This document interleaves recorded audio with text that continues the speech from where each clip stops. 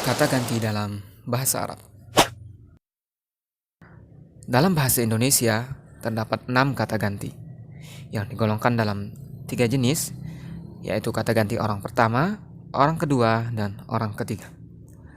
Sedangkan dalam bahasa Arab, terdapat 14 kata ganti yang sama juga digolongkan dalam 3 jenis, yaitu kata ganti orang pertama, kata ganti orang kedua, dan kata ganti orang ketiga.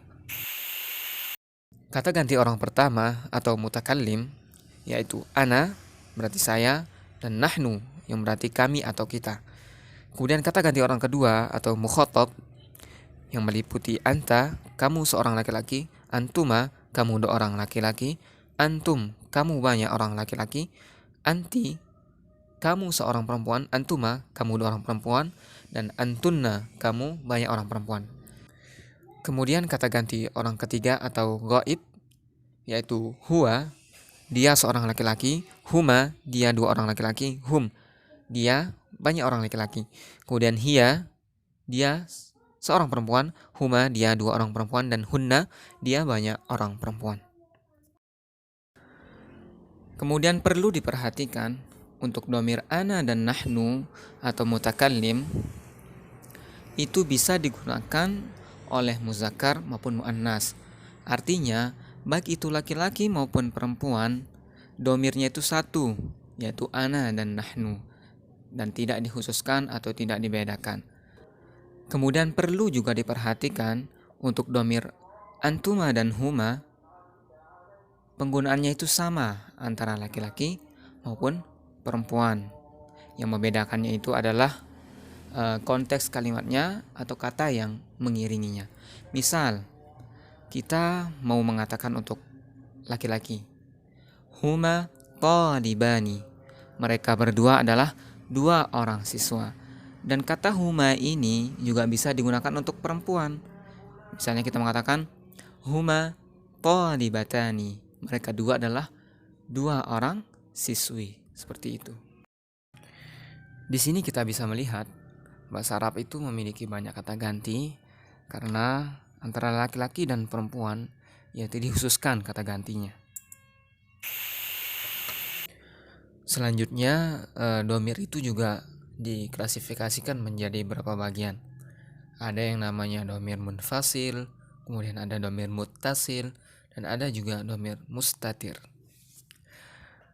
Muttasil yang berarti dihubungkan, kemudian munfasil yang berarti dipisah, dan mustatir yang berarti disembunyikan.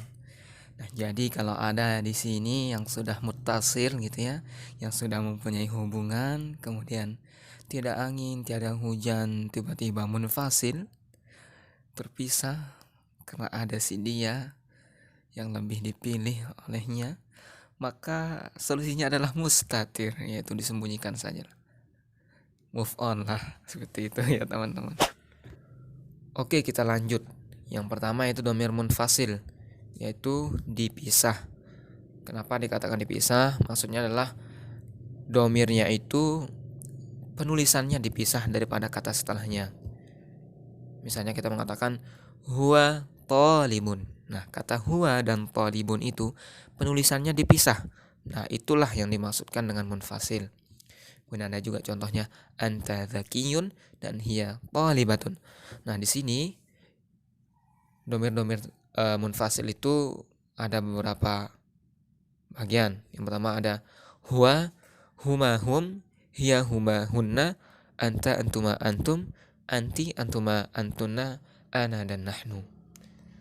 Kemudian yang kedua yaitu domir muttasil, yaitu domir yang dihubungkan. Kalau tadi munfasil dipisah, sekarang berarti kebalikan daripada yang tadi, di mana penulisannya itu disambung dengan katanya. Contohnya hadza kitabi. Nah, di sini domirnya itu di huruf bi, ya itu yang bermakna ini kitabku. Nah, ku itu berarti kan domir. Dan juga contohnya haqibatana alal maktabi. Nah, haqibatana. Nah, itu berarti domir kami. Nah, itu disambung penulisannya dengan kata haqibah yang bermakna tas. Yaitu haqibatana berarti tas kita atau tas kami. Seperti itu. Nah, perlu diketahui juga dhamir muttasil ini bisa dipakai pada fiil, bisa juga pada isim, dan bisa juga di huruf. Di antara dhamir-dhamir tersebut ada dhamir hu, kemudian huma, kemudian hum, kemudian ha, kemudian huma, kemudian hunna, kemudian ka, kumakum, ki, kumakunna, dan ya, kemudian na. Oke, lanjut ke dhamir mustatir. Nah, kalau dhamir mustatir ini yaitu dhamir yang disembunyikan. Biasa penulisannya itu disembunyikan ya, biasa terdapat dalam fiil, baik itu fiil madi, mudhari, dan amr. Contohnya zahaba. Nah, kata zahaba di sini yang bermakna dia telah pergi. Nah, di sini dalam kata zahaba ini terdapat dhamir hiya, huwa, huwa. Walaupun tidak ditulis, akan tapi sudah terdapat ada makna dhamir huwa, yaitu dia telah pergi. Kemudian kalau di fi'il mudhari azhabu, nah di situ kan bermakna saya pergi, walaupun tidak ditulis, seperti ana azhabu.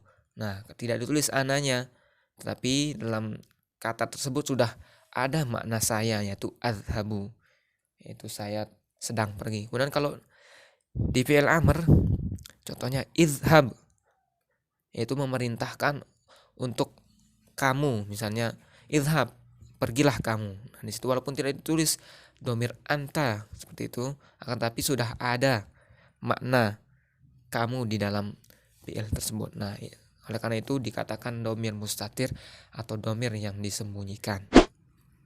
Thayyib, itu saja teman-teman penyampaian dari saya. Semoga apa yang sudah saya sampaikan memberikan manfaat, dan kalaupun ada kesalahan mohon dimaafkan. Sekian dari saya. Wassalamualaikum warahmatullahi wabarakatuh.